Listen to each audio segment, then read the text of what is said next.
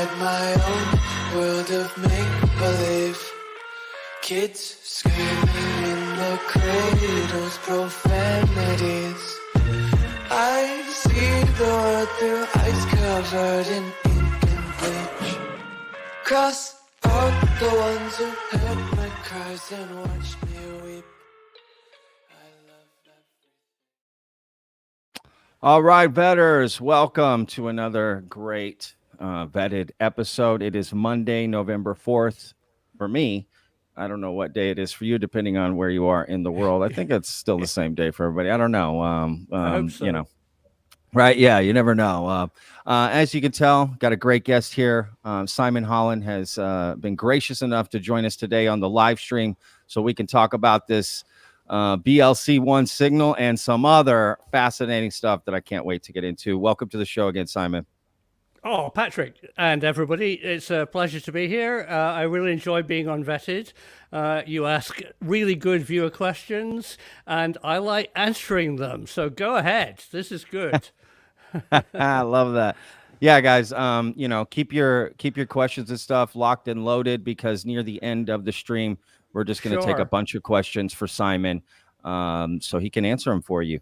But first, Simon, what I'd like to do, you know, people have seen the thumbnail, they've seen the title, they're clicking on this. The story is floating around about this BLC-1 signal, the breakthrough listen candidate. Big. Right, big, big. So what I wanted to do is just kind of, before we jump into where we are now, go back to kind of like how this started. I'm going to steel man back this story, and you tell me if I got anything wrong. As far as I understand it, the Breakthrough Listen project came across a particular recording that an intern found at Oxford, and they ended up sort of investigating this signal in 2019, released a paper in 2021, sort of saying there's nothing here.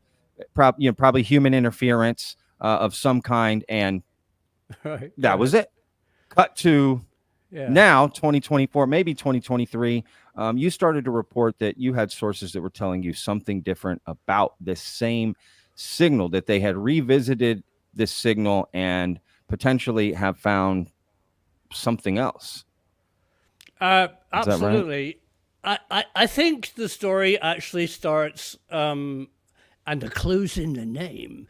We all are hearing about this BLC-1. Well, let me just break that down. And this is really how it started for me. BL is breakthrough listen, but C1 is the clue. It's candidate number 1. And these candidates predate this new organization called Breakthrough Listen.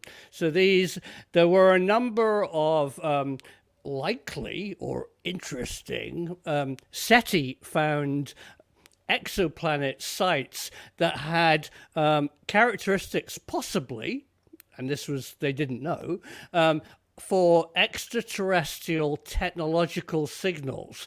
This is something like the buzz of a planet, or maybe it's a laser beam, or maybe it's a beacon, big alien radar. I mean, they're aliens, they're doing something different, but these candidates were given were found by SETI, and along comes Yuri Milner and a lot of money and starts Breakthrough Listen. And logically, why not go for a number? And there's at least 5 that I know about, but I've also heard the number 15. But let's just say there's 5 predetermined candidates.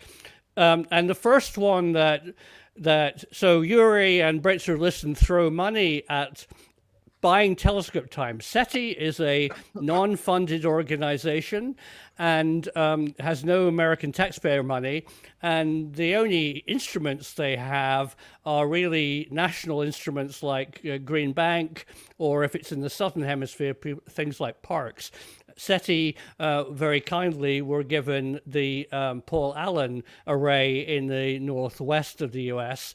But this first candidate was in this only visible pretty well in the southern hemisphere. It'd be very low in the northern hemisphere. So they used the Parkes telescope. So that you need to know that, and that's what a lot of people are ignoring.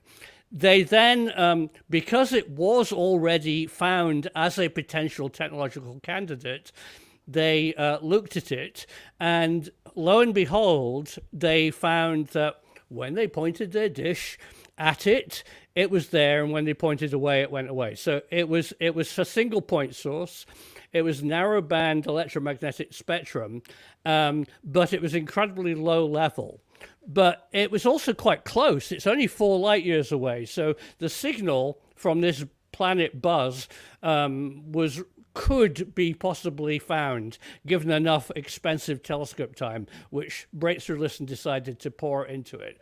And they found a signal. And that's the amazing thing. But it was incredibly low level.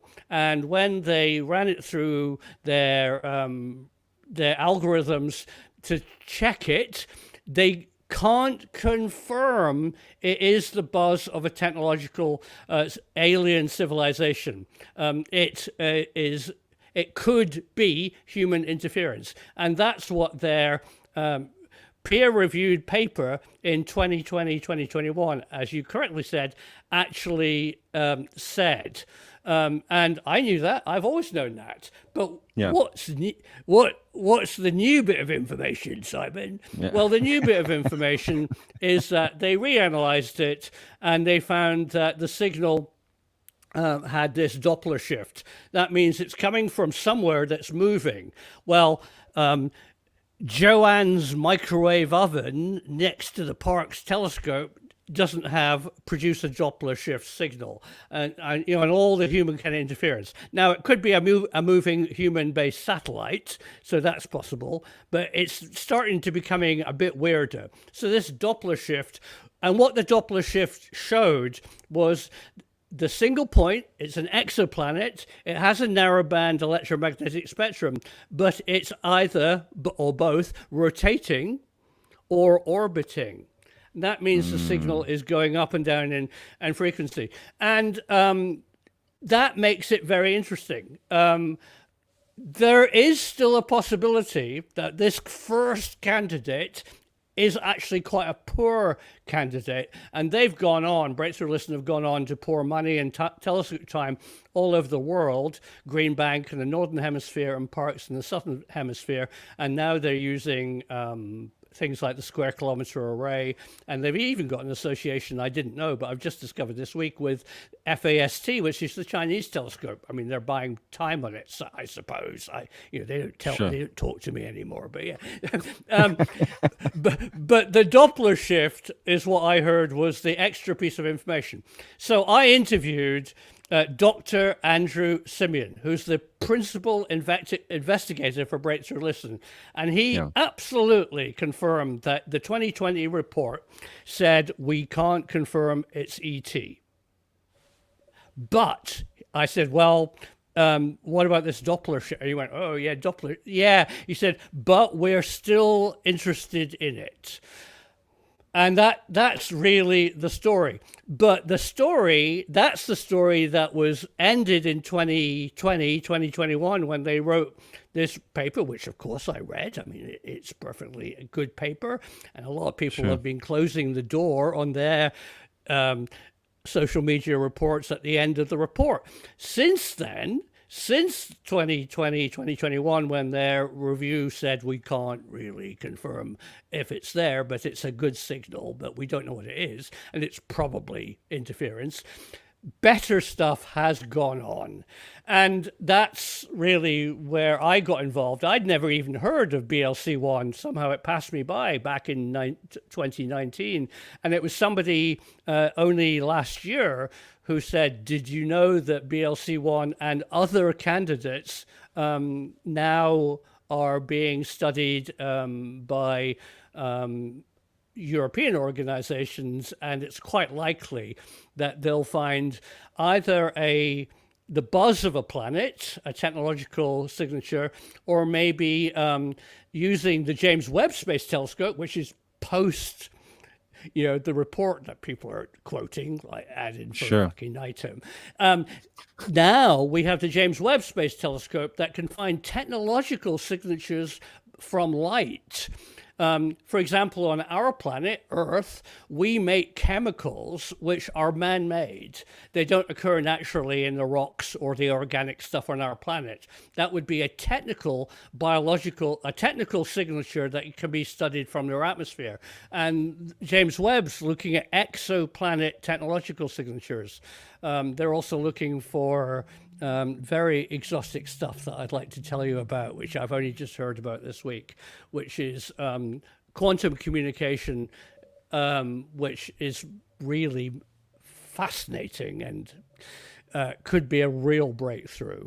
But let's not completely dismiss BLC-1. It was a good start. A lot of money was thrown at it, but there's probably better candidates. And the report confirms it's a good signal, but they didn't confirm that it was 100% alien. Yeah.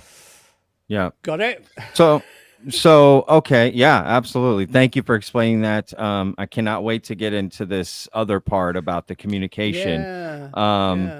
So at this point, this signal, you're still hearing from your sources that is the story still that there is more to this signal and they're just trying to peer review it before they make this announcement? Is that still?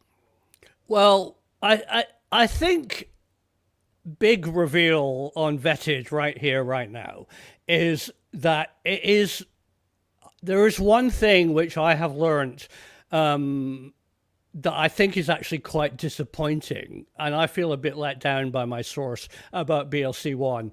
And it's something which I've been really, in this last week of being harangued by everybody, nailing this European radio astronomer administrator right down.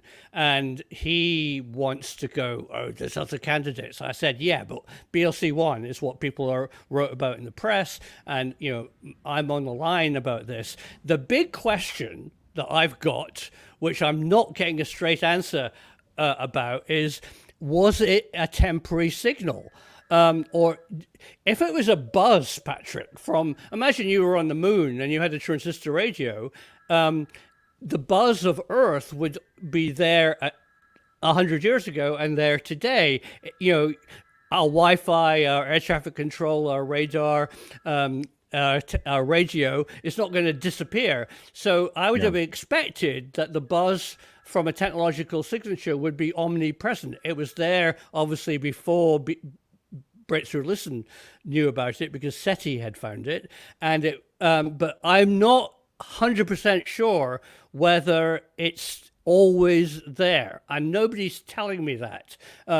Some people are saying that it was only a short signal and it's gone. Well, if it's gone, then it's not a buzz from a technologically advanced planet. It was a temporary signal, and that's not really of great interest. I mean, it could be solar flares, it could be a lot of things natural.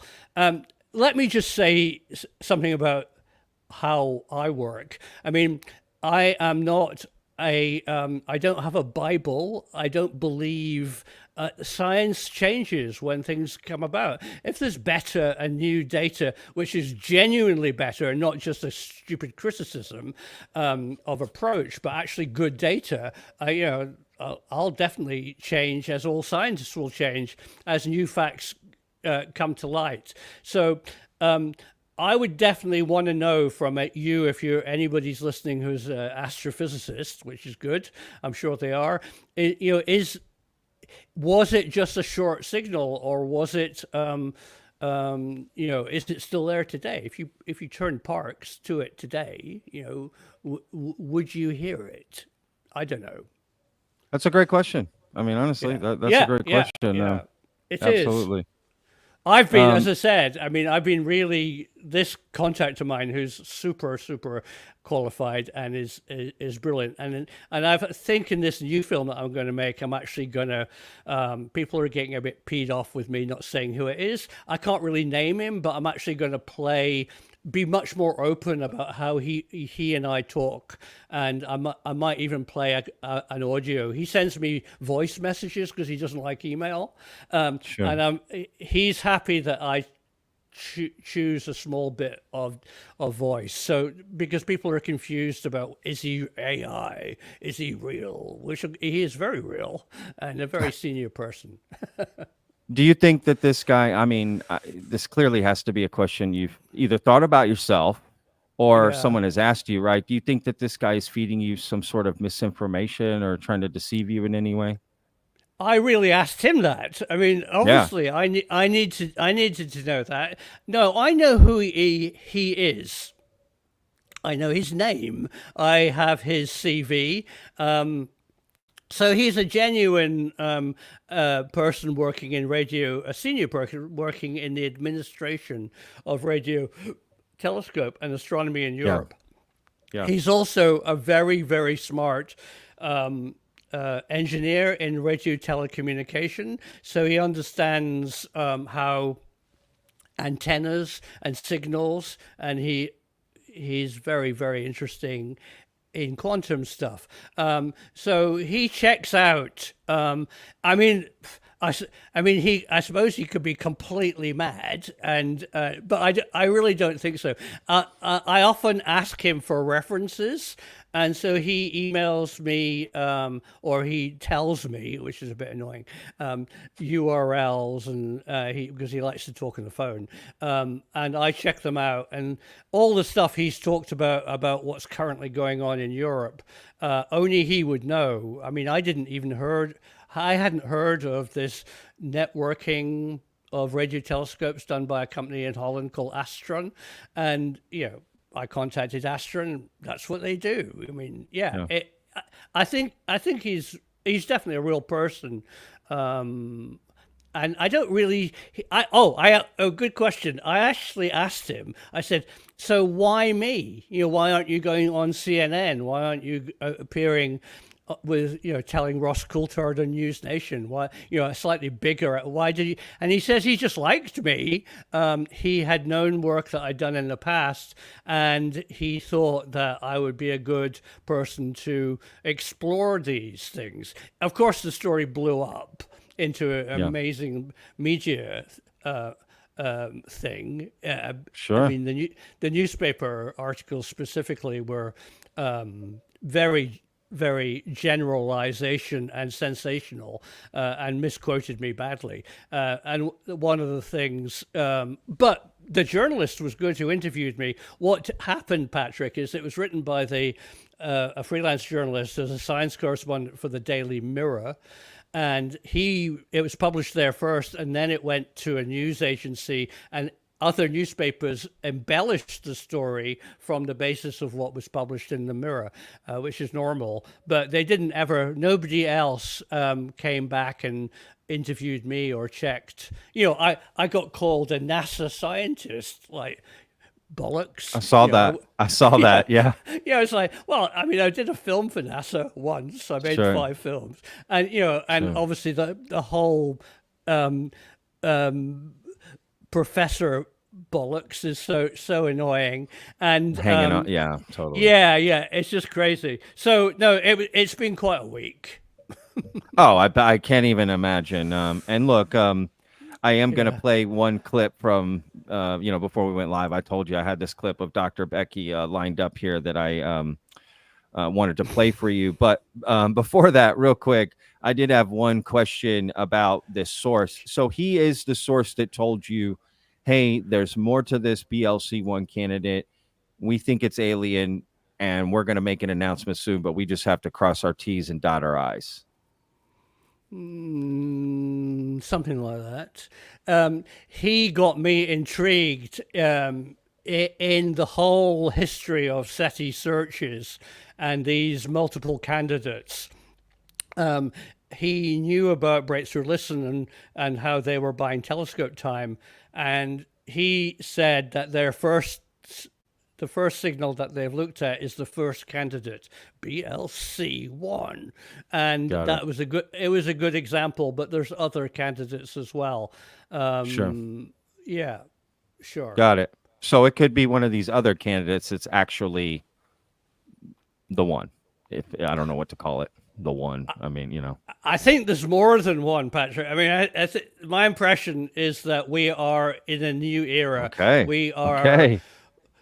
I think in our short lifetime, I mean, I remember back in the early 2000s, exoplanets were new. I mean, there was only half a dozen Sure. found. Now Yeah. every star in our galaxy has multiple other planets in orbit around them, when some of them in very, very, very prime positions. And now we have tools to not only listen to that planet very pinpointedly, but now with James Webb, we can do spectral analysis of the light reflected off their atmosphere. So there's,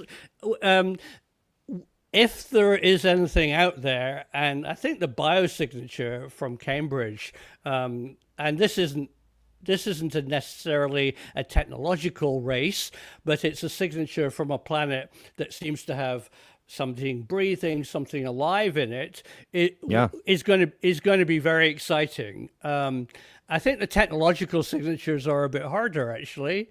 If you think about it, we've only had radio. Well, this leads me on to what I'm going to talk about, quantum. But we've only had radio for maybe a couple of hundred years, and it keeps changing. I mean, look at the phone networks we've had. Sure. We're up to G5 now, and the old ones, the G3s, are being closed down. It's moving very fast. But if you think about it, it's only 200 years of Earth history that's using electromagnetic radio frequencies. Before that, we used pigeons. No, I'm joking. Or a semaphore. and so in the future, I think already. I mean, I'm talking to you in a really, really rural, tiny village in southwest France, and this internet connection that I've got is fiber optic. It's not electromagnetic. It's light going down a fiber optic cable, and that's 2024. So aliens, if they're anything like us or any advanced technology, are going to move away from electromagnetic spectrum because of its speed limitations. Sure. Not quantum, probably quite fast. So I think there's so it would be a small window of time to catch them in that moment. Yeah. I mean, I'm a private pilot, and it's in the years that I started flying in the 1980s right until today, I've seen things like LORAN go away. I've seen marker beacons go away. I've seen ILS approaches to airports go away, and now it's all GPS. Got it. I see. In a few years, technology moves very fast, and there's no reason to think that aliens. So, we need to look in all different ways: biological, maybe electromagnetic, but also in other more exotic forms of communication, which I think is happening today. Yes, and I definitely want to get into that. Good. All right, first, let me play. Oh, yeah, that's so exciting to me. Let me play this clip from Dr. Becky, get you to respond, and we'll kind of tie up the BLC-1 so we can move on to this new communication, which I cannot wait to talk about. All right, let's see here. I've got it set up. Just a few minutes. I mean, I think you've seen it already, so no preparation here for the audience. All right, I think. Oh, there we go. It is time to take out the trash, because this month there was yet another fake claim that a big announcement of the discovery of intelligent alien life is imminent from astronomers. And just to be clear, there's not. And I got so mad maybe it's just because this is the tip of the iceberg of so many fake discovery claims that circle the internet, especially when it comes to JWST for some reason, which are all absolute, as the Americans say, trash. And this week, I have reached my limit, and I'm going to take it all out on BLC-1, Breakthrough Listen Candidate 1. Trash. Come on, that's a little harsh, Becky, don't you think? Oh my God, Becky. A documentary filmmaker claims to have spoken to someone at the University of Oxford who has links with the Breakthrough Listen project, who, yes, are hunting for signs of intelligent alien life in radio astronomy data. And he's claimed that an announcement from Breakthrough and the University of Oxford about BLC-1 is imminent. I'm an astrophysicist at Oxford, and I can tell you that me and my colleagues all laughed so hard at this news report. I mean, I did make sure to email my colleague, Dr. Steve Croft, who's the project scientist for the Breakthrough Listen project, and just double check, BLC-1, you definitely concluded that was radio interference, didn't you? And he was like, yes, we did. Okay. All right. Yeah. So first, let me just say, trash. That's completely unnecessary and so over the line. I can't. She can't didn't even email explain. me. I mean, yeah. Becky, if I'd interviewed you about something that you'd done, and I might have thought, I'm not sure this is right, I would have checked with you. I would have been very respectful for your views, and actually maybe even watched my films rather than just read the newspaper, which was very short précis on it. And then she actually does quite a good explanation of what they actually found. She actually deep dived into the BLC-1 signal, and she actually did do. When you turn the telescope, it goes. When you look at it, it's there. It's narrowband, and she actually also talked about the Doppler shift. They're all things that make that candidate interesting. And the only conclusion of their paper was, we can't really confirm it. It's so low level that it's not good enough to go and shout from the rooftops. And that's maybe the bigger issue about not saying what you found, because there's maybe a release date for this type of confirmation, and I just found it very disrespectful. She didn't need to be that rude, and I think it's not very brave of these channels, like Becky's probably number one, but also Sabina and John and what's his name? John Michael Gaudier. John Michael Gaudier. I mean, what they're doing is they're putting themselves up as science. And yeah, sure, I'd like science. But what they're actually doing is reading science magazines and just doing peer-reviewed paper science. I read science magazines, but I like to push the boundaries a bit and ask bigger questions. They're playing very safe. I mean, the whole of Becky and Sabina's and John's films ended in 2020. Well, guys, we're in 2024, and the amount of money and new telescopes and how the search has continued has gone on. And they just wanted to close it down when the signal was not confirmed. Well, okay. My story is what happened next. Yeah. So what is the, to wrap this up here, what is the final conclusion? Is there more to come with BLC-1? Is that done? Are we moving on to other candidates? Is there a signal? I don't know about BLC-1. I think in some ways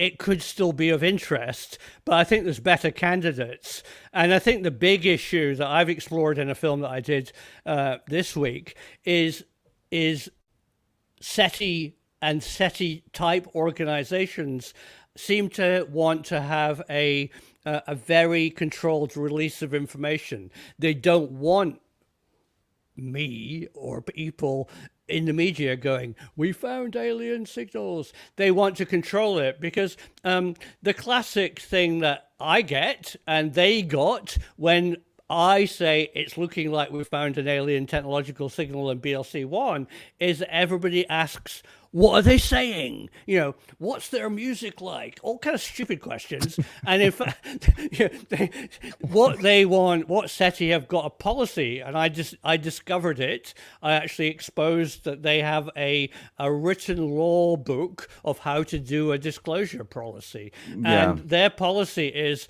we don't do what I did. They don't like that. Yeah. They want to they want to have all their answers, but they also want to prime the public and government and religious organizations that that the research is continuing, interesting research is continuing, but they really want their ducks in a row. That's what SETI's policy is. And I think that's probably, I mean, Breakthrough Listen isn't SETI, and I think Breakthrough Listen are actually braver. I think they've also got the kind of timeline of financing that they probably want to be the people to come up with a big disclosure. But so does China. So I don't know. The bottom line, Patrick, is that BLC-1 was found years ago. It's a genuine signal. Breakthrough Listen saw it and heard it as a genuine signal. It has very strange characteristics which can't be confirmed. But the search has continued, and other things have been found.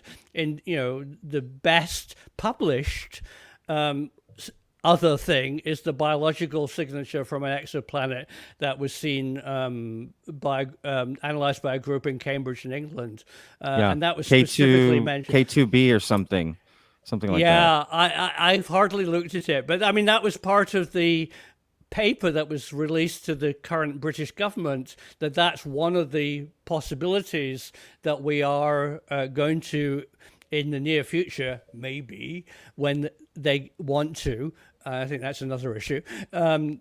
Say that there's good evidence of some kind of life out there other than on planet Earth, and I think that's my kind of slightly complicated answer to your question.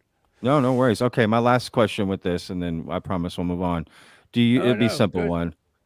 Do you still think that there will be an announcement that a signal is alien and XYZ? Do you think that's still coming soon? I think I've got new information. I think what I've just said is something I didn't know, is that what SETI are saying internally, and they have this policy document, is that they do not want to release that information. I think you or I or some whistleblower might say we found another signal, but I think it's unlikely that we're going to get that a confirmation until they have 100% locked it down. Sure. No, yeah, I get it. Totally get it. All right. Well, look, I appreciate this. Thank you so much for explaining this and answering those questions and giving us all, a lot of context here about this. And in one of the last videos that I saw of yours, and we've kind of, been alluding to it a little bit here and there about this faster than light communication. And I saw this beautiful little, thing that you edited together with this person that had wrote you, something about this, and you did the voice and all this great imagery, and it was awesome. Let's talk about this a little bit. What exactly is the claim? We can communicate faster than light. What does that mean exactly? Oh, it's so wonderful that you've just used entirely the wrong term, and I didn't know this. Perfect. I mean, it's great. It's great. Yeah, this we is can what learn everybody's here. calling it. All right, so let's just, for people who might understand, Planet Zog is 1 million light years away, and a radio signal or maybe a laser beam that they're shining or transmitting will take 1 million years at light speed to reach our planet. Now, BLC-1, the exoplanet, is only 4 light years away, so the signal is only 4 years old, that we can actually listen to. But deeper, and that length of time would make even a 4-year delay. How are you doing 4 years later? Not bad. How are you? It's a bit of an effing boring conversation. And so there's been all right, let's do a potted history. All right. There's a great desire to be faster than the speed of light, but this is going to be such a mind-blowing thing I'm going to say. And I didn't know it till last week. That, say you're in the military here on Earth and you want to control a remote control drone that is in Afghanistan, but you're in Omaha, Nebraska, Patrick, literally. Yeah. And you've got your joystick in your porta-cabin and you're sending left a bit, and it takes a delay to get to Afghanistan. Now, I don't really know how it works, but I mean, that's roughly, you're going to have those problems. Or you want to send a signal up to a geostationary satellite and then bounce it down to a tank in the Middle East. Well, there's going to be, you can measure the time up and down. So the military and everybody, and even banks, want instant communication. They want this idea of faster than the speed of light. But here's my bombshell that I learned this week. There isn't faster than the speed of light.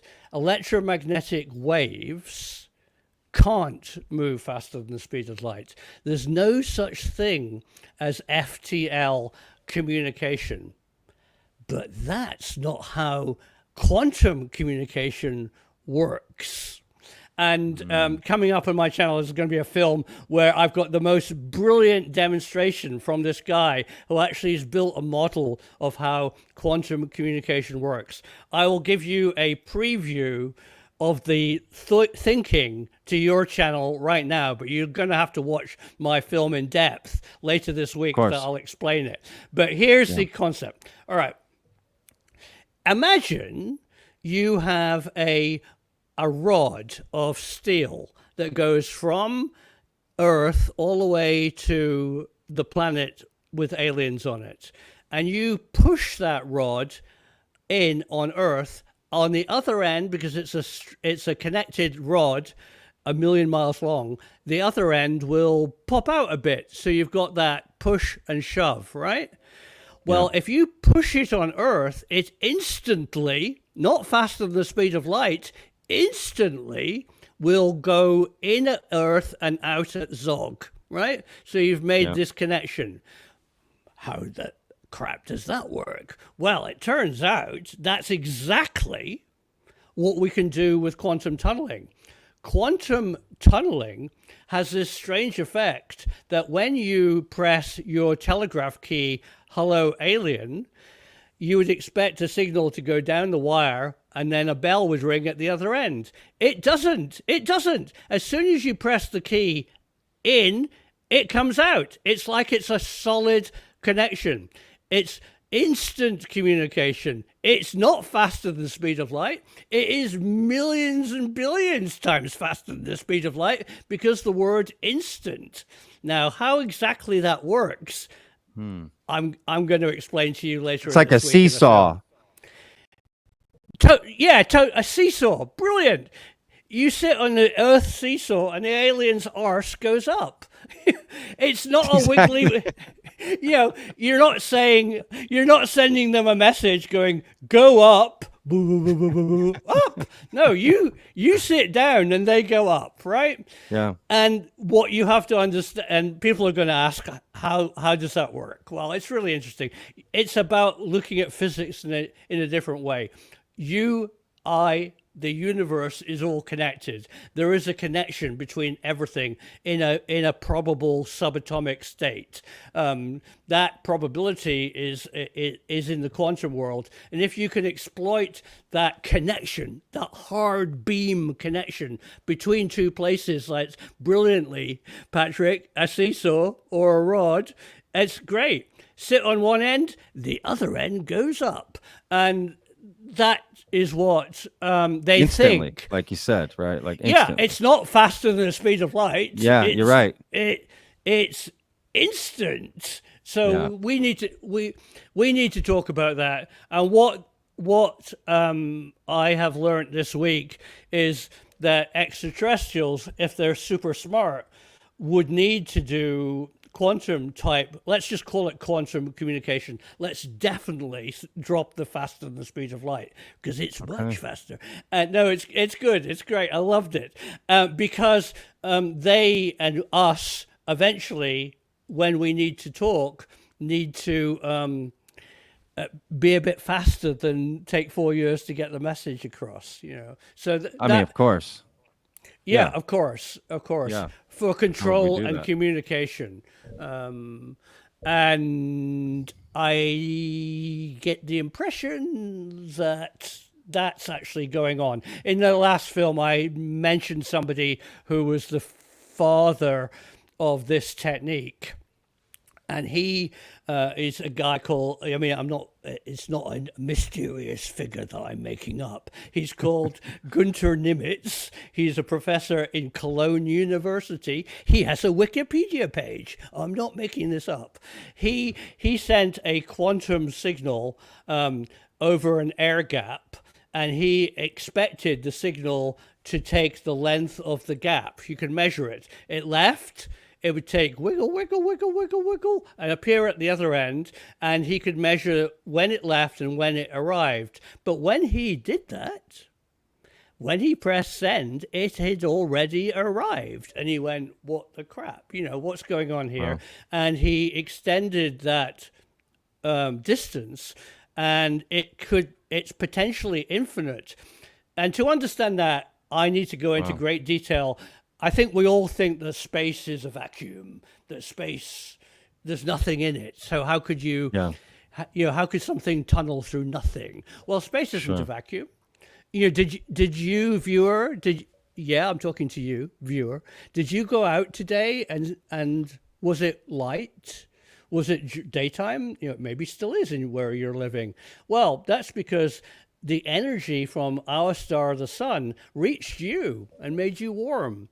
That's something in space. That energy, we are all just energy. We are atoms made of energy. So space is full of different energies from different types of wavelengths. And that's what quantum communication can tunnel through. It doesn't have to tunnel through something solid. It can tunnel through what appears to be empty space, because that space has a connection, has energy. And like hitchhikes along the way through all these different energies. Yeah, but it's a solid connection. And so so move one end and the other end moves. There's no delay. And it was quite surprising, supposedly. I would be surprised. He was incredibly surprised. He now demonstrates that effect to graduate students who can build their own.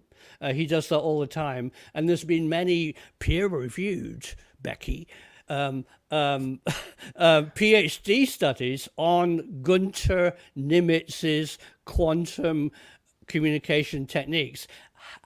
How it's been applied, deployed, and used is still pretty secret. And that's something that I want to talk about later this week.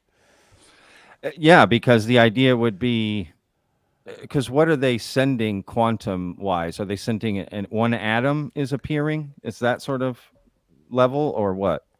You're so smart.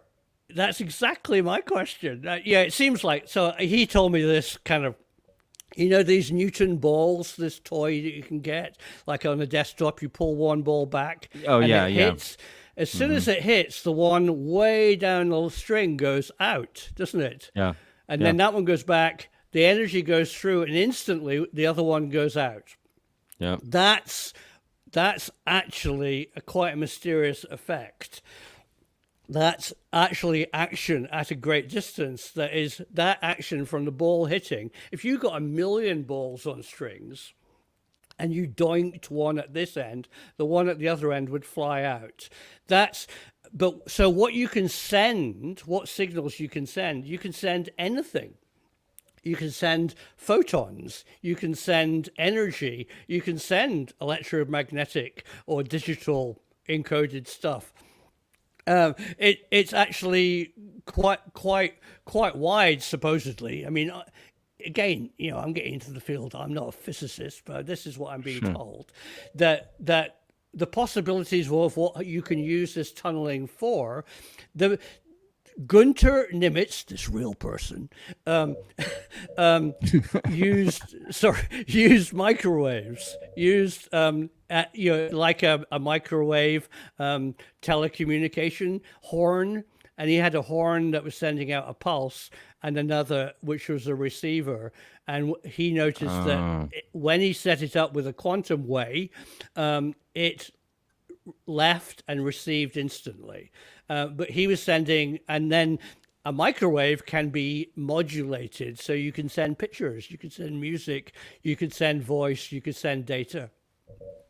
Yeah. So interesting. It's the whole, like, I get the concept, but it's, and I know we're not going to explain it here, but it's more like the engineering of it is what I don't understand. It's like, how do I, let's say, right, like, okay, I have a picture, I want to send it quantum tunneling. What is there an apparatus that gets built? It you know what I mean? Like, what is the actual physical thing that makes it quantum or sends it or what exactly is happening? And then it makes me think everything is connected in the universe all to get, because you can quantum to tunnel to right. Like there's a bazillion points of interest to do this from, or I don't know, like like if it's a machine, it only comes from that machine, or you're sitting on a mountain, you can quantum tell them something. Like where does it all? My mind's blown, to be honest with you. It's like I think you're asking really good questions. I think the other strange thing, Patrick, that it does is that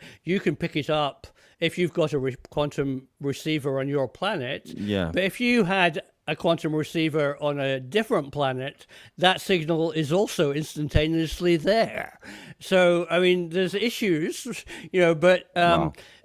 Yeah, I mean, it's omnipresent. I think what quantum mechanics, the big take home of what quantum mechanics is, or what it should be defined, is it redefines our place in the universe.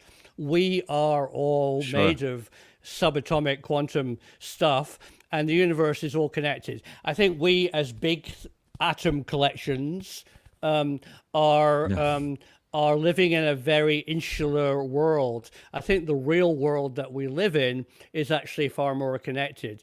The universe is more of a energy field.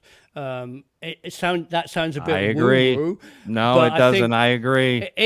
Yeah. I think there's lots of evidence that things like consciousness, our feeling of connectivity, a lot of the things that are in religious history are about God and religion and connectivity, is all to do with actually how we are all connected at one level.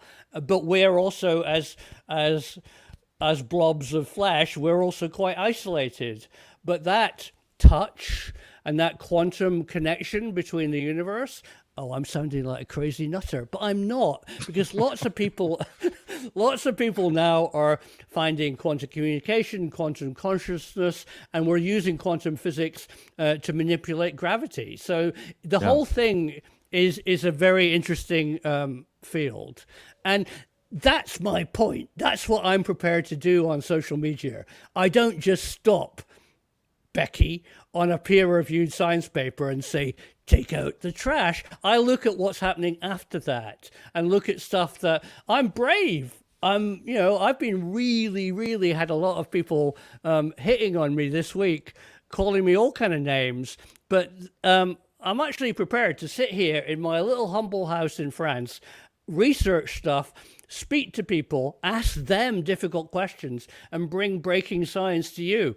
And some of the time I might get it wrong, but some of it is going to be really good. Sure. Well, if you're not getting things wrong, are you really trying? You're going to have to take some Right. risk. You're going to have to put yourself Right. out there. That's just kind of how it is. Science gets it wrong all the time. And changes Right. their ideas. Exactly. All the time. That's built upon that. I wanted to show you this book that I thought was really funny that I have. Ooh, Quantum how Computing wonderful. for Babies. Perfect. This guy right here, Worley, I interviewed him on my other podcast that I had a few years ago, and he wrote the book. He Great. sent it to me. It's Aw. the whole idea of quantum.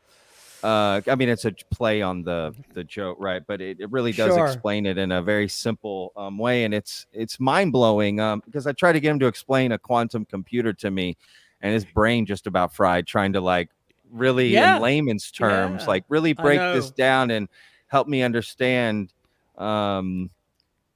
But yeah, it's such a fascinating idea, and what Yeah. the possibilities that it opens up is really where my mind goes, because I'm never going to understand the nuts and bolts. I don't even know how my cameras and computer, like I don't need, but I use it. There's a famous comedian named Nate Bargatze, I think is his name, and he has Okay. this stand-up bit where he's like, I would be the worst time traveler ever. He's like, if I got sent back to, let's say 18 whatever, and I had to prove I was from the future, he's like, I don't think I could do it.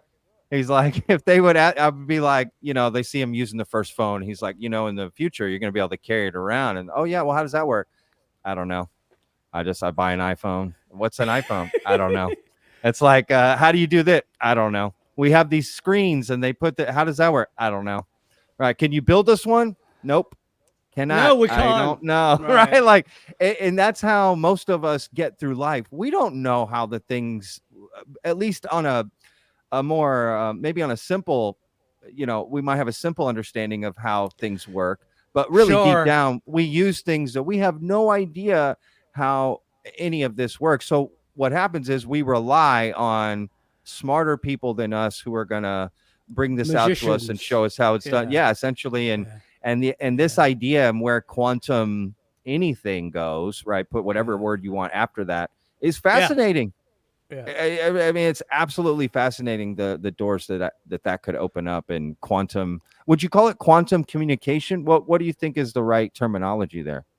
I think quantum communication is the right one. I think anybody who says faster than the speed of light is going to get jumped on, because hopefully me and others will explain that it's not FTL. Well,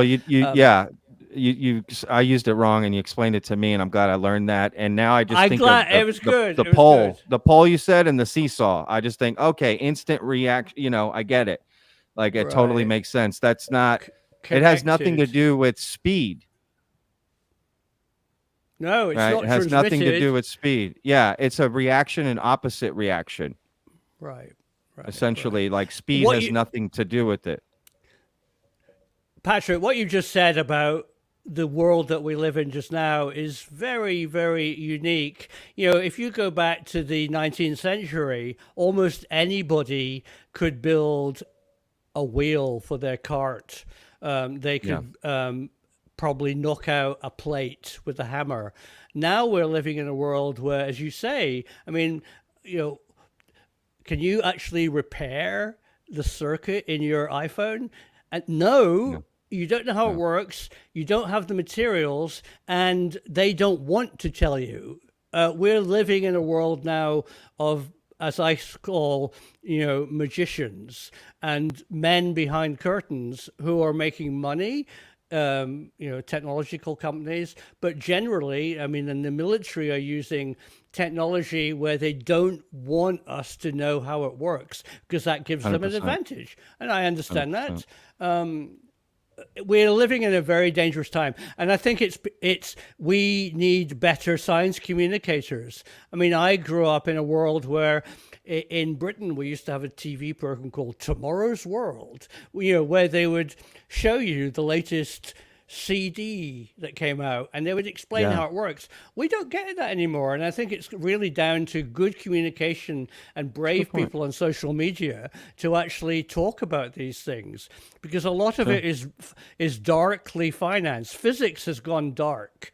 And Yeah. people really need to understand how the basis, quantum mechanics for babies, brilliant. Good it. stuff. Yeah, no, you make some good points. That disconnect from what the average Yeah. person Yeah. in technology, where society's technology is at, and what how the average person could connect to it was far closer than where we are now. The average person cannot build a rocket and get to space, right? Like, I mean, you know what I mean, or build a phone in their basement. Like, any of this stuff that we use, can't build a car, can't literally anything we have technology wise. The average person has no idea how to recreate. Plus, you need materials, right? We manufacture materials and compounds, Yeah. and it's so far removed for us, Very. which does Yeah. make it possible for bad faith people or bad faith groups or whatever to take advantage of that disconnect. And that's interesting. Or even right? the drip feed. I mean, I'm Yeah. a very big Apple person because I like Me too. the software that they use, but they also Yeah. drive me effing bonkers because Yeah, me too. you buy the M1 and then they drip feed you the M2 and then the M3, and now they've just released the effing 4. I mean, Yep. they're using that disconnect between what they know as a marketing tool to bring you stuff. I mean, Right. and that's just commerce, that's capitalism. But imagine what a bad player could do with stuff that they don't want you to know how it works. I mean, Sure. I mean the classic example was the atomic weapon. I mean, that was so exotic, but that has carried on the stealth technology, anti-gravity stuff, and general the whole UAP debate is being controlled by people who know more than most people know about. Sure. It's Yeah. We live in a very interesting time, and it takes brave channels like yours and mine to actually expose what's going on or discuss it. Yeah. Good. Exactly. Discuss it. Absolutely. I never see anything wrong with that. That's what blows my mind. Sure. So And I don't let's want to not- take out the trash, as Becky says. I don't want to take out the trash. Like, what's wrong with having discussions? You can talk about on your channel. Why can't I talk about this over here? I don't see the problem. In my opinion. It Now, was great. She's very an wrong. astrophysicist. She would, and I'm not talking about anything of her education or how smart she is or what she understands but it's that personal edge that kind of like we laughed about that. Like, I get it. I get it to some extent. But it also seems very insensitive. It comes from a very like elitist, I'm looking down, sort of thing. Not I a think fan she of that. came across really badly. I mean, I agree. Personally, and as I said, I would have talked to her. I Sure. would never. And can I just say one thing again for you, for Vetted and you and your channel and your excellent production skills? You have very good moderators on your comments. Well, Becky allowed the most disrespectful things about me personally, calling me fat and ugly and old and weird and stuff. Why would she allow that in her comments? I mean, if I'd done a film with that Becky woman and somebody said something rude, I wouldn't have allowed it. I mean, because she was my guest or I was talking about something that she'd done. But she and her channel I wake up in the morning and read the most appalling things that people want to say about me. And it's Sure. they wouldn't say that to me down the pub, Never. I hope. No, that's Smash them the in internet. face. Yeah. A quantum punch. You can just do it from your house and it hits them in the bar that they're at. How funny is that? I like it. Right? So what are the your new superhero. viewers? Yeah, what are your viewers asking about this subject? Yeah, great segue, Simon. You know how this works. Let's get to some of these questions. Absolutely, everyone is like, I Great. could see the chat going crazy for sure. First, let me give a shout out here to Galactic Hurricane, who became a YouTube member. Oh, I love that, Simon. That's cool. 3D printer. Look at that. I love that. That's so cool. Thank you for becoming a YouTube member, Galactic Hurricane. Yeah, that is sick, dude. I got to get a 3D printer. I saw one at Best Buy, this like electronics store that's here. Yeah, Best Buy. so Yeah, big. they'd be great. They're good. They're good. Yeah, I've been Oh, making yeah. lots of things. Yeah, good. What else have I made? Ooh, Yeah, let's see what else. Throw your questions, guys, in the quantum chat for technology. Simon. Oh, look at Yeah, that. sure. Yeah, okay. Thank you, Galactic Hurricane. Oh, here we go. AJ Crowley. I just saw questions, so I just picked it. I haven't read it. Was No, the signal a it's fine. one-off, or is it still detectable? You mentioned a Yeah. while ago it was modulated. Any attempts to demod? If our nearest neighbor has a tech civilization, what does that mean for us? I guess there's a few questions there. AJ, hi AJ. Your question about it, was the signal one-off or was it detected? Is it still detectable? I don't know. I don't have my own radio telescope, but I wish I did. but no, if it was a one-off signal, it implies that it was a it could be interference. It could be a flare from the star. I really want it to be there today, and I'm not hearing anybody confirming that. Obviously, if and when we do find a signal, we will immediately want to know, as you say, modulation, meaning does it contain data? I think the big problem will be to try and understand what somebody who has no references to humans might be, how they might communicate. And as you end and ask, it would be an amazing revelation in our lifetime to know that Earth isn't the only planet with life. I mean, which I completely think must be true. So thank you, AJ. Yeah, great job. Great question. Oh wait, I got one more here. Yeah. I got quite a few actually. It's all right. Hang on. It's moving so fast, I can't catch up to it. There we go. Android Paranormal says, without disclosing the identity of your source, what is their title? And have you verified their employment, for example, on LinkedIn? Yes. Okay. Yeah. Okay. So this person is European. I'm not saying what nation he's from. He's certainly worked in European administrative of telescopes. He's also a telecommunication engineer working in radio telescopes. He has run projects of multiple radio telescopes, and I immediately, he contacted me. I actually knew who he was, and I looked up the organization he works for, and he completely checks out.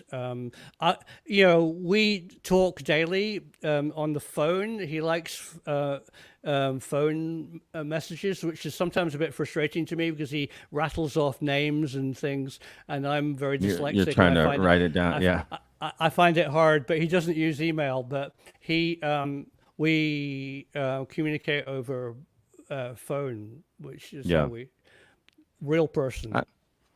I mean, honestly, I'd probably prefer that myself. Or in person. Okay. I like that kind of community. I hate typing. I hate typing.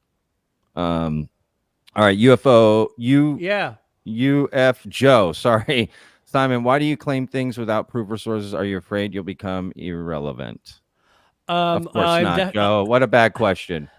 No, I'm definitely Joe. I'm the most irrelevant person, but hopefully bringing some relevant questions to your life and others. I think it takes somebody who's irrelevant to actually ask the good questions. And proof of sources. I've got proof of sources, but I'm effectively, you remember, Joe, I'm a journalist, and I'm going to protect the identity of this source. If I told you his or her name, imagine what their life would be like. And I keep pushing them about what they want to reveal about themselves and how they want to be defined. just yesterday, this totally credible, non-irrelevant source, Joe, told me that one of the reasons that he doesn't want to come out publicly and be named and be interviewed like on a show like this is because he's actually working on a project which has to be pretty secret right now, and he wants me. He's applied to his coworkers for me to be part of the inside knowledge of something that is very, very exciting. And due to a whole bunch of stuff, that's going to happen eventually, but not this week. So no, I feel like I've got some really good inside information from real sources. Yeah. Yeah. No, I'm to be honest with you, I'm not happy with that question. And Joe, that It's seemed very fine. disrespectful to me. I know, but I just thought that there's I've a got much better worse. way to ask that. Okay. And in my opinion, Joe, I'm glad you're a YouTube member. I'm glad you're here with the channel, but you can attract more flies with honey than vinegar. I promise you. All right. If you want to be taken seriously and you want people to really answer your questions, just think of that in the future. I felt that was a very disrespectful question. This is from Gem Girl. It says, Simon, no questions. Just want to tell you to keep doing what you're doing. We love you here at Vetted. I agree, Simon. Thank you. 100%. Thank you very much. Thank you. This is from Bing. Simon, what is the purpose of this type of radio transmission if another intelligence has visited Earth while this other intellect was here? Yeah. Did we ever interact with it? All right, that's interesting. What do you think of that? Oh, yeah. Bing G, that is good. A number of people have asked me this. It's like, what's the point of SETI? Because they're already here. Well, yeah, but I think what we're hoping SETI and radio telescopes and other signature search for life in the universe is looking for is not necessarily people who travel. I mean, life might be, I would be very excited if the Mars rover actually turned up, a microbe on Mars. I mean, that's life. It's life, but not as we know it, Jim. I mean, or, whatever. It doesn't have to be visitors. And in fact, I am actually slightly worried about extraterrestrials visiting Earth. I think I think we are so noisy as a planet. I think if they're interested, and they might not be, but if they are interested, I think we are giving the game away. I mean, we are sending out everything that we are from our planet. We've got probes, we've got Voyager now, we've got the I Love Lucy show, which is past millions of miles into our galaxy. I mean, what does that teach aliens about us? No, I think if I was an alien, I would study us from afar. I have this problem about descending through our atmosphere and landing in a field when you can just be on the moon or orbiting the sun or be on your home planet because you're smart. I think UAP and UFOs exist. I think there's unknown things flying around. What are they? I don't know. They might be probes.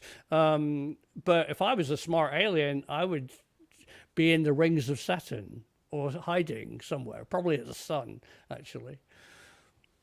Hey, that's a great point. In the sun. I mean, honestly, that's good. Yeah. That's a good point. It's a lot of people have said that. Yeah. Right. That's a great idea.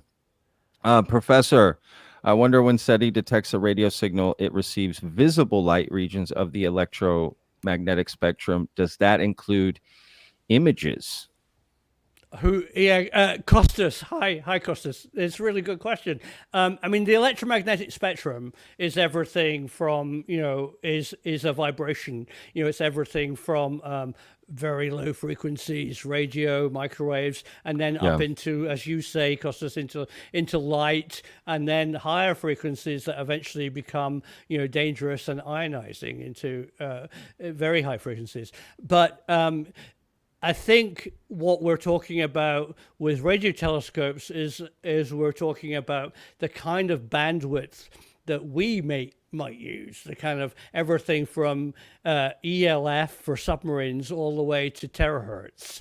And that's a very wide band. And in that band, you can, as you say, Costas, you can modulate the signal by wiggling it, and that wiggle can transmit pictures, music, data. So when we confirm a really good alien signal and we find that it's wiggling, maybe then we'll discover pictures. I mean, I think your question is extremely smart, because I think it's going to be very, very, very hard to understand what an alien is saying or using language. But I think if they could, if they, I don't know if they have eyes, but if they do have eyes and they communicate pictures of what their planet looks like or what they're interested in, we can look at a picture of something and go, ooh, and we can send them one back. I think visual communication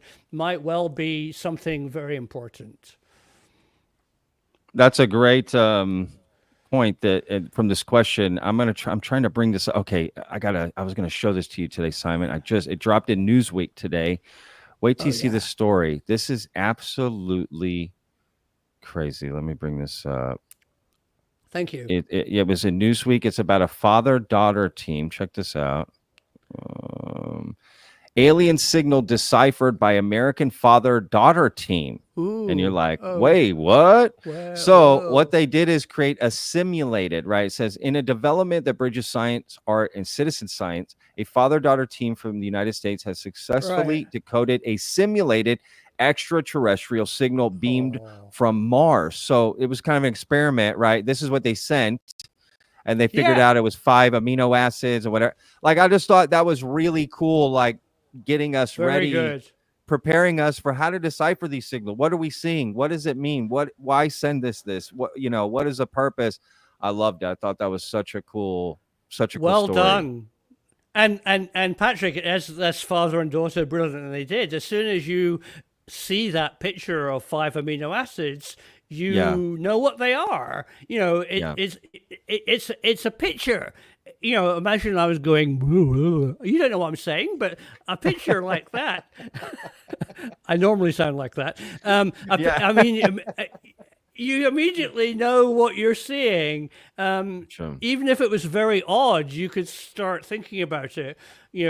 Language is much higher level than our what we understand with pictures, So I want pictures from the planet Zog. Right. Oh man, my God, just selfies, right? Like family photo, maybe not family photos. That might be too much, but fascinating. But great. Fascinating. I agree. But I just thought this was such a cool story. It is. Look it is. Right. Well done. It is, and there's a lot more to it. You can look it up. Look, it has supported by ESA, SETI, Green Bank Observatory, right? Like, it was really cool. I just thought it kind of all connected in an interesting way. This experiment let's send out this signal and see what people come up with it. So anyway, good one. Where was I? Okay. Real quick. Okay. So this gentleman is apologizing now, Simon, to you. He says, I'm sorry, that was poorly worded. My bad. I'm just not seeing these next week announcements, and it's really frustrating. I hope you understand. I do respect your previous works. I appreciate you writing that in. I hear what you're saying, and I get everyone's frustration in this topic and in this community. I do. Yeah, and the next week thing was very much a misquote from me. I mean, what I said to the journalist was, he said, when's the signal going to be out in the public? And I said, tomorrow, next year, we don't know. And they turned into he ran with that. Yeah, it's lucky he didn't say tomorrow. It's like, I was just being like, as soon as they have enough data. But it's a typical newspaper, and I've been having that quoted back to me as, "Where's the signal?" It's like, well, for God's sake, come on. No, you're right, and I appreciate you clarifying that, and I appreciate you writing on that in, Joe. I mean that. Thanks, Joe. Thank you. This is from Legend. Simon, what would your favorite motorcycle be? Patrick rocks. Simon, you rock, by the way, not just to ride, but to see someone else ride. Interesting. Love you guys. Oh, Legend. If you look really, really carefully when I accidentally do bad lighting in my studio in my basement, you will see the rear wheel of my motorcycle, which is a Bull Taco trials bike. It was the world-leading 250cc single-cylinder trials bike, and I use it for doing the dirt roads. We live in a forest, and it's full of forestry commission roads, and I bomb around as this old bloke at 30 miles an hour on my Bull Taco. It's called the Bull Taco Sherpa. And I also have a very, very strange second motorcycle. I have something called a Solex, which is a World War II runaround, very French. It's a single cylinder friction drive on the front wheel. And the thing that gets people, it's so confusing, is that it has a twist grip throttle, and when you let go, it goes at full throttle, and the twist grip slows it down. So it only runs at flat out because it's so underpowered. So what you do is you run it, and you come up to a junction and you throttle it down, and then you let go, it springs round, and you go, and it's so French. It's just, I love it. It fills me with joy. So thanks, Legend. That's awesome, man. I didn't even realize. Look at you flying planes. You're riding around on motorcycles. You're like James Bond I love over bikes. here, Simon. I've always liked bikes. I love that. My favorite bike when I lived Cool. in the Midwest was a Yamaha TW200, and I still think they are one of the best bikes out there. That's so cool. Wow, great answer. Great question, Legend. Thank you for asking great that. question, Legend. That was cool. Andre writes, do they exist in time as their dimension? Aliens, I'm assuming right here, Andre. As we exist in the physical dimension, maybe their existence can't be seen by the physical. That's interesting. Like maybe we'll never find a signal because they're somewhere else, or we're not using the right detection, I guess, or whatever. Yeah, I mean, I think that raises a very Andre, that's great. I mean, I think it raises a very good issue about UAP. I mean, Sure. I think a lot of confirmed, I have to say this, UAP are real. They are. The confirmed sightings of unknown phenomenon probably is a multidimensional time travel, or even a physics state of matter that we don't fully understand. In some, they seem to manifest in this higher state called plasma. But I think it overcomes, if you are in this higher state of physics, it overcomes a lot of interdimensional travel and maybe going very fast. I don't like to say faster than light, but time travel maybe and other things. But I think that we're also. I would like to find. Here he is. I would like to find one of these. I mean, our planet. There's Wallace, my goat. Space goat. He is a space goat. Professor as well, Professor Wallace. Yeah, and our planet is full of non-human intelligence. I mean, so other planets are going to have Mr. Goatee and everything living in it, Mr. Blobby. I want to find them as well. I don't think everybody's going to live in a multi-dimensional. I think maybe some entities might. But I just want to find Mr. Blobby first, and obviously the goat, the alien goat. Yeah. Look, Simon, I've got my digital alien theory. You know, I think aliens have become digital. They move past the physical world and they're in another world. Yeah. You know, I don't know, right? Throw ideas out there. Flix Flux. There we go. Flix Flux. Flux capacitor, right? I'm assuming. Yeah, I get that. I don't know what is really going on. I do know I tracked hundreds of UFOs during the Iraq invasion. Spy 1B on an Aegis cruiser. We just need truth. Oh, well done, Flix Flux. I'm sure you saw them. I'm sure you can't tell us, but I'm sure the detection equipment on your cruiser had the type of the detection equipment on your cruiser can see things which aren't normally seen, because you need to see that kind of shit. I mean, you saw it all the time, and it just goes unreported. It goes dismissed.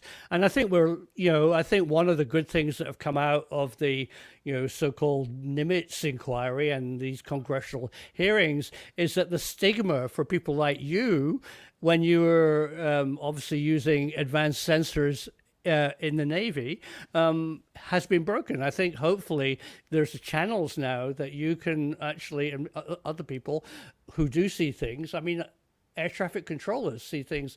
Lots of people with highly regarded sensor equipment see things that they don't know what they are. And that's the question, what are they? I don't know. Sure. But, they should be investigated, and I think that's why I think Kirk Fitzpatrick and that committee did such a bad job, really, because I think dismissing everything as balloons is just stupid. I think he was making a bit of a political point. I mean, I think that there are non-American technology in the skies which you need to be aware of. I think we've already actually physically seen balloons. I think he was referring to that. But I think that there's definitely, as Flicks has seen clearly on his Spy 1B Aegis cruiser, he saw things that he didn't understand, and they need to be part of this, disclosure of, there needs to be a method that pilots, that you, Flicks, and other people can report this stuff, because we want to know what they are. Absolutely. Absolutely. I couldn't agree more.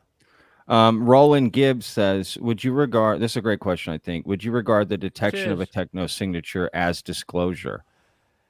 What do you think? Roland, well, yes, but I despise the word disclosure because I think it's confirmation. I think the point of the disclosure brigade is that they want a government or a military to disclose secrets that they are keeping from you, and they won't do that. They don't want to do that. They invented the word secret, so they're not going to do it. What we actually need is confirmation. So if you want to use the term, sorry, I'm a bit picking on you. I'm sorry. It's a good question. I think, it's one of the biggest questions for mankind. Are we alone in the universe? Maybe what you're asking is, do some people already know that, and that's been kept secret? I'm not sure. I think efforts right now are being really doubled and redoubled. Telescopes, unbelievably. The FAST telescope in China, I heard yesterday from my contact, is between 5 and 10 times more powerful than any Western telescope for picking up a weak signal. Wow. Why have they built it? I mean, that's what he wanted me to think about. The square kilometer array, the SKA, is now networked with South Africa and back to Europe, because we now have a global radio telescope. Why? So there's something going on. That's interesting. They wanted a better look or a better listen, I guess. Yeah, we have the tools and the James Webb. It's fantastic. Yeah. I think maybe with this question, what maybe he's getting at is is a techno signature, can that be considered a smoking gun for alien life? Oh, yeah, definitely. You think so? Oh, yeah, sorry if I've misinterpreted. You just used the disclosure word. That gets me. Thank you, Roland. I get it. It's a confusing word. It means something different to everybody. That's the problem. In different countries as well. Totally. But no. If we found the buzz of a planet that was using technology, it implies that down on the surface of that planet, there's a machinery probably controlled by some living entity that's doing something technological. So yeah, sure, it would be incredible. I mean, it would disclose their existence. So yeah, that's a good use of the word disclose. You know what I think is interesting? This just my brain right now just has thought of this as you were saying this. This could be totally Okay. stupid, so I'm spitballing this right now, Simon. Is it possible that right now the way life comes about, we might consider it like organic? It's just part of plants and all this stuff, and it just happens right on this planet. Okay, is it possible that technology can be natural? That it would happen on its own? Oh, it's a fantastic question. Obviously, yes. I think I'm gonna also put something out there which is as out there as what you've just said, is that there's really good evidence that what we think of ourselves as consciousness is not unique to living organisms.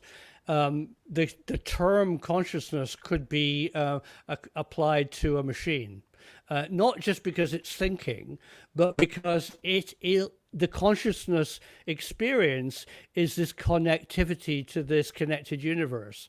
And so anything made up of a collection of subatomic particles in the form of atoms, a rock, a computer, an advanced, we all have this inner connectivity at a subatomic level. So I think whether the primordial soup would eventually spit out an iPhone instead of I mean, I know that sounds crazy, but I don't know. I don't know. Sure. Well, I mean, no, or it's maybe not even great. something basic, right? I mean, we know that mushrooms, Sure. fungi, they communicate. There's this electrical communication, right? I mean, amazing. so maybe there is some sort of. You ever heard that?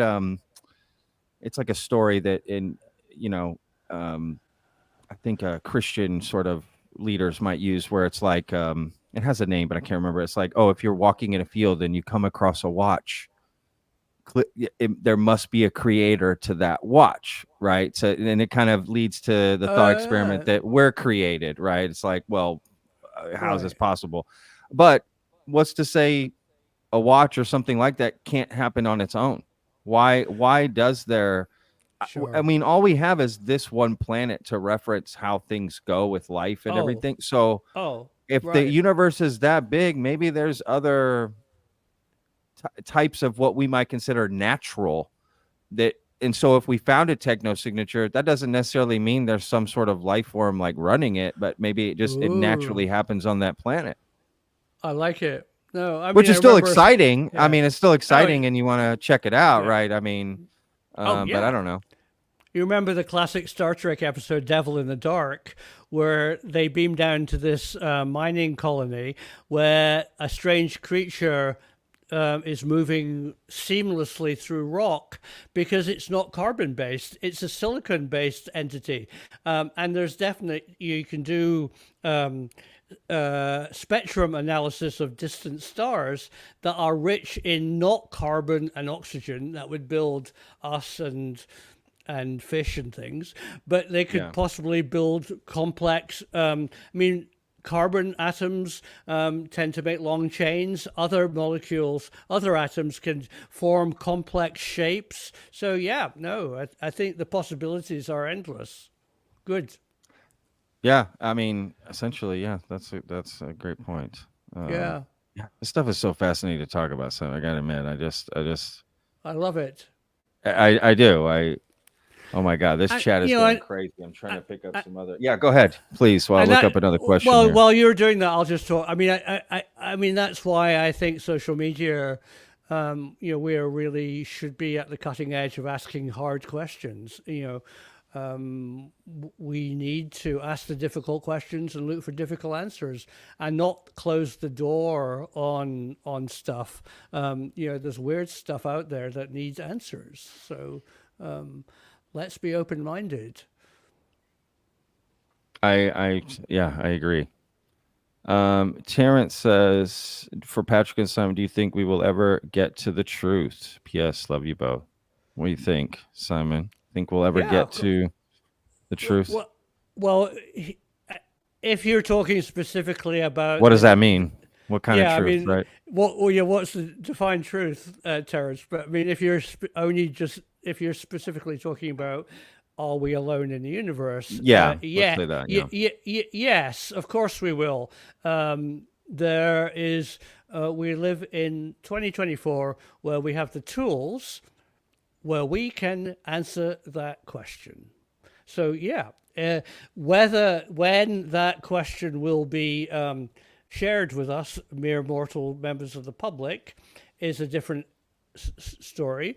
As I said, SETI want to get their ducks in a row. They don't want to go off too quickly on this. They actually want to have a bunch of different confirmations before it's going to be made public. But I think we live in an era. Welcome to this era that you're living in, Terence. We are going to get the truth. I think some people might want to control the truth in different ways, and I think it's up to people, like Patrick and myself and others who are true truth seekers, to actually ask hard questions. Yeah. No, absolutely. I always think about like if there is no let's just say for some weird reason the truth is we're the only life somehow in all of this universe. Okay. The problem would be is that we would never actually know that, because no matter how much we search, let's say we could reach every corner, we might always think, did we miss something? Where did we not look? And it would always be open no matter what. And that's fascinating to me as well. So I 1,000,000% believe. In fact, I think when we do find our first signal or whatever it is, it gets confirmed. I think it'll be a domino effect. I think all of a sudden we're going to start to just, because we'll have a key of sorts to unlock exactly some mysteries out there that we didn't have before. And once we get that first key, we can start breaking down wall. And next thing you know, oh man, it's way more than I ever imagined. Which is exciting. Yeah, very exciting. Yeah, well said. Rhett Carson, have you seen the news about the civilian detection team detecting UAP off the East Coast? They have high-tech sensor arrays they set up from a van. I think he's talking about the Tedesco brothers from New Jersey. Yeah. You heard about this? Yeah, I watched their video. They spent so much of their own money on this amazing van. I wish they'd spent slightly more money on a tripod. Some of the video was a bit wobbly. I wrote to them and offered them my help. No, I think what they're doing is unbelievably brilliant. I think it's great. They are obviously detecting something. I think they need to be a bit very critical as they're, in New Jersey. They're on the approach path to some very large airports. And as a pilot, some of the things that I looked at on their videos going, I'm not sure. But I think they probably know much more than they say and what they did in the short film I saw about them. So I'm very, very much supporting them. Just be very vigorous, guys. It's great. I want their. I mean, they've spent like hundreds of thousands of dollars on very expensive. Aren't they amazing? Well done. Absolutely. I'm all for great. citizen disclosure. People wanting to get out, and just get to work, and do their thing. Do and it. I will always support. I will always support that. Sure. 100%. I mean, there's something to respect about someone that's like, I'm tired of waiting for answers. I'm going to go out and get them myself. It's something I respect about that, if I'm being honest. Yeah, thanks, Rhett. I mean, I think it's a really good to point them out and definitely support. Thank you. Absolutely. Heiser says he's one of our mods here. Great guy. Says just tell us we're not alone for F's sake. Yes, that's right. Right. I mean, that's all people want to know. Just if you do have, crash craft and body, we don't need to know the details. Just answer that question, Right, and then right. we can get on with other stuff. We can have that discussion later, but at least just I agree. send that memo out. Please, Right. Heiser. Yeah, exactly. We need to know. I think humanity is ready. We deserve to know. Yeah, we're in a time where we really deserve to know. Well said, Patrick. Thank you, Right. Heiser. I mean, yeah. Okay. Imagine if it was like the old days and people were like, they found out what the sun was, right? So they finally find out what Right. the sun is, and they're going to tell people. But instead, they try to set up these big sheets over the city to block out so people can't see it, and be like, Right. "It's not real. We don't know. You don't." And you're just like, "What? I see it. It's something. It's right there. What? Just what it is. Tell me, and then I can understand better." What's Right. going? I won't think it's a god anymore. You'll tell me it's a big ball of energy in the sky. Oh, I thought it was a god. Okay, thank you. That's the truth. That's amazing when we discovered that, and it opened up a whole Yeah. new field. And it wasn't the Exactly. final answer. It was just a Exactly. ratchet to understanding, how we define physics. Yeah, no. That's a great tell point. us. It's not the final answer. That's a great No. caveat too. It's not the final. Even if we find out, it doesn't need to destroy any belief system you had before, right? No. It's not the Right. final answer. But at no point in time has the expansion of our reality not net positive benefited mankind. Yes, of course, expanding across the globe, there was wars, there was disease, there was things, but at the end of the day, Yeah. we came off better in society. Look at the time we're living in now because of it. So I think Yeah. we need Yeah. to know those breaks Yeah. in reality. I think we deserve to know. As one door opens, it leads to another. It's great. Yeah, Exactly. sure. Exactly. Yeah. It's not the final Good. door. Yeah, that's another good way to put it. Yeah. Galactic Hurricane says, Professor Simon, could we assume that their technological level may be closely the same as ours if the signal is true and from that system? That's interesting. Well, I think we are kidding ourselves if we think it's going to be anything like ours. But we, out of nowhere, very smart guys 200 years ago started looking at radio transmissions and using and understanding electromagnetic spectrum. So there's no reason why another race who want to do telecommunication might have done the same. I think they might well be using it in very different ways, or they might be using a slightly more advanced form of communication that I've been hinting at. But I think that it's quite likely. I mean, it makes perfect sense. The EM spectrum and the way that you can use it to send. I mean, look how it's gone from the telegraph down a wire to radio and Marconi and then television and cell phones and all that. And, I think it's a logical steps. Who knows what the aliens are up to? I want to know. Thank you. I agree. It's everything. It seems like. Everything. Mr. Everything, right? Yeah. Mr. Nightman says, oh God, I hope I get this right. Sapiocentrism is a new term I have heard to describe the human bias in setting arbitrary benchmarks for nature, like what constitutes life, assumption of origins, and what the future will bring. I didn't know they had a term, but I talk about that a lot, so now I could use that. Yeah, great comment. Yeah. Great. Well done, Mr. Nightman. Yeah, no.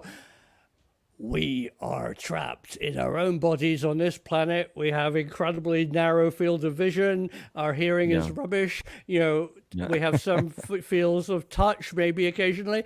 And we're a bottom dweller on this poisonous gas planet of oxygen, and we don't know what's going on really. But we're also clever bunnies, so we can build things and we can use this big state of physics that we're in to actually, which is incredibly stable, which always surprises me that things don't transmutate all the time and become soft or harder or something. No, we are humans, and we are asking human questions, and aliens are not going to be like us. Definitely not. Yeah. Good. Yeah, love that. I again, I didn't know that had a term, and I talk about that a lot. Sapiocentrist. Yeah. Love it. Very good. Love it. Very Love well it. done. Cosmic Serpent. What if the answer is within instead of outside in space? That's interesting. Like maybe hidden in our DNA or our consciousness. We figured that out, and that, what if the quantum tunneling is or whatever quantum communication is like? Now, what if memories and stuff we're getting is just from a quantum message from another planet, another alien? Send it. I don't know. Well, I don't know where I'm. No. spitballing here, Simon. No. I hear where you're going here. I mean, it's possible that us being also subatomic at a subatomic level might also be picking up the signals. So yeah, you're right. But I think maybe Cosmic Serpent is maybe hinting at another thing that happened this week, is when Nick Pope wrote me this private email, which he said I could share. I don't know if you shared it. I think you shared it on your channel. Yeah. Right.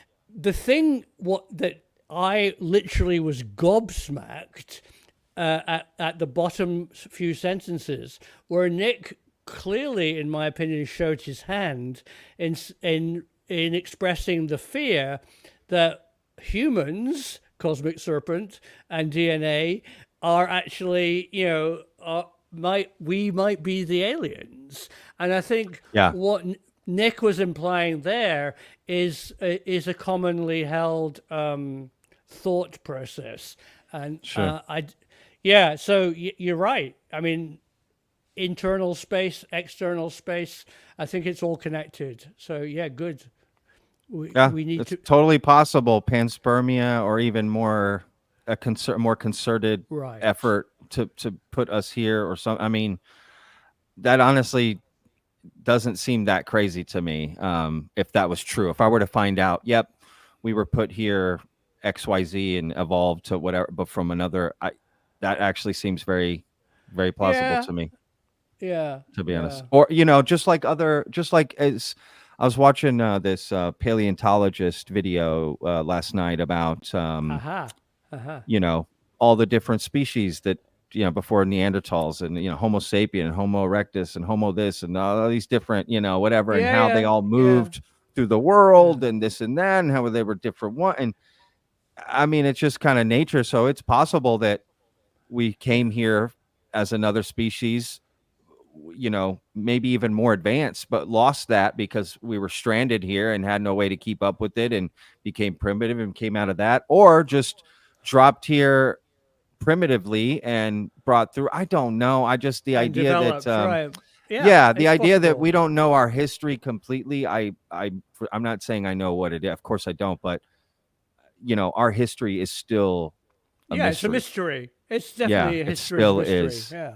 And I don't know if we'll never know all that truth, in my opinion. It's so fascinating. We live in a part of France that we were in a Neanderthal enclave. And but also there was a very small group of Cro-Magnon that was modern humans, and that relationship is just really interesting. And where did we come from? Totally. Totally. I love it. It's good. Yeah, we've only scratched the surface on us and inner and outer space. Cosmic Serpent. Thank you. No, I agree, and it's one of those things of like, how do we spend our time looking within or looking out? Or why, people will say, why are we out exploring space so much? We haven't even explored our oceans entirely. Like we don't even figure out our own planet yet, and we're out trying to. And it's like, well, I think we can do both.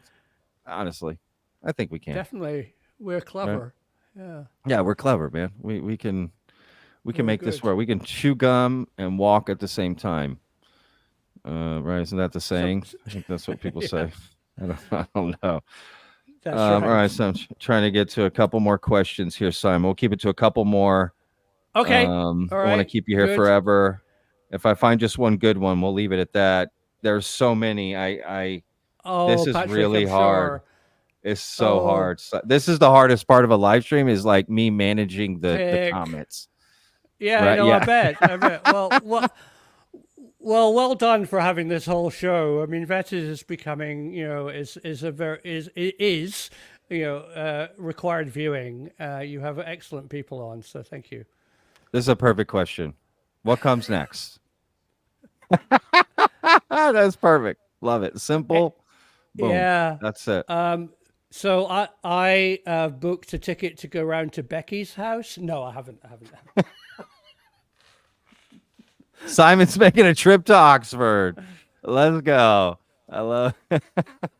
Yeah. Becky. Yeah. You have a No. bag of trash. I heard we're taking out Yeah. the trash. Yeah, I That's don't. funny. That's Yeah, funny. what comes next? No, what's coming next is we are going to find, first of all, confirmation of that we're not alone in the universe. And that is going to be as soon as the scientists get their act together. They've got the instruments. They need the political balls to actually get it enough information that they don't appear stupid, and they need to be brave and actually tell what's actually happening right now. I mean, I wish they'd even tell us more about what they're actually searching for.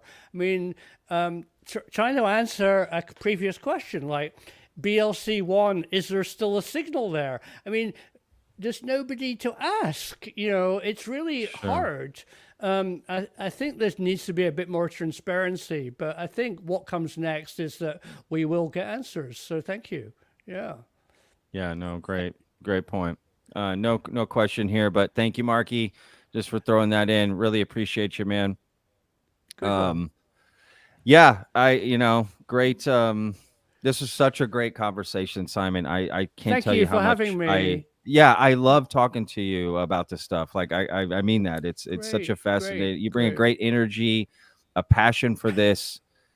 And I don't Yeah. that's what I'm looking for. You're willing to Sure. talk about anything, open-minded, any questions. We just discuss, Anything. we're just talking. Yeah, I love it so much.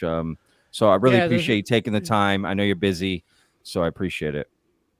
Yeah. I'm in the middle of producing this quantum tunnel communication film. I've talked to my contact. I think I'm going to reveal some of what he does and who he is to some extent. I have to negotiate that very closely with him. He's given Sure. me an immense amount of information, which now, as a filmmaker, I'm editing and adding some clarity to it. And it's Sure. and finding pictures and stuff. But hopefully this week we can open a new chapter of what's actually a new way of searching for the big answers to the big question that we're not alone, by using a technique that maybe non-human intelligence might be using. That's all I'm going to say. It kind of makes me think, let's say if we were to use the seesaw, right, as the thing, Right. right? But let's say there's a wall in the middle that you can't see.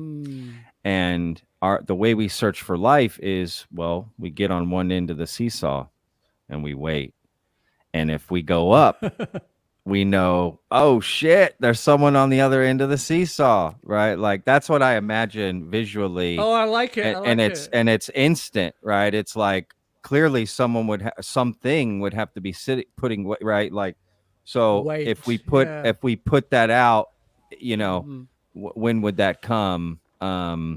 That's interesting, Sure. right? Like basically answering back quantumly to you. You sent that out, it got there, but it coming back, which is kind of Whoa. interesting. I don't Yeah, know. I mean, that's This right. is all fascinating.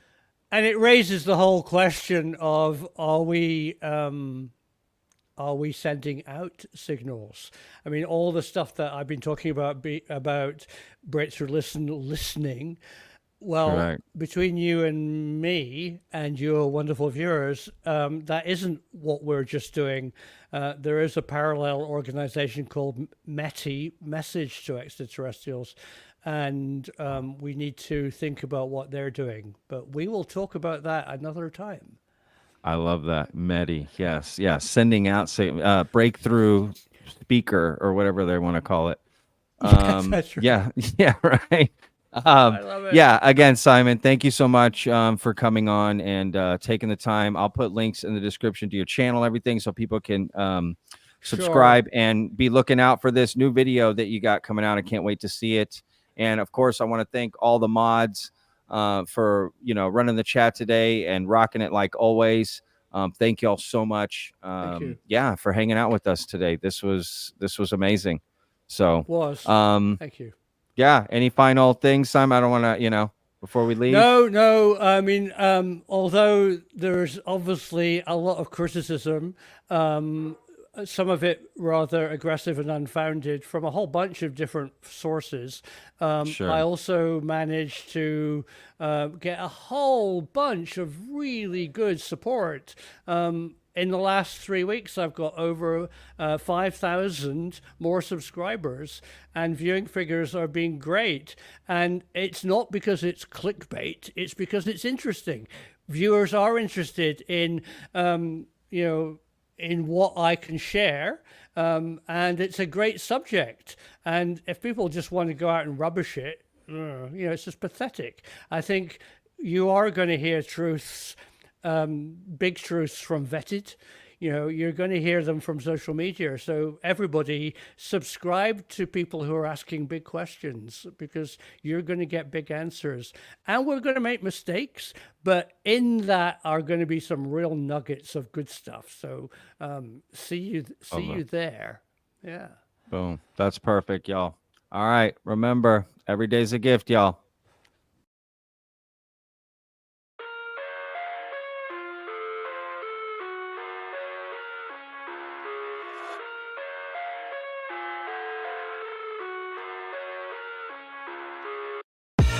I live inside my own world of make-believe. Kids screaming in the cradles, profanities. I see the world through ice covered in ink and bleach. Cross out the ones who heard my cries and watched me weep.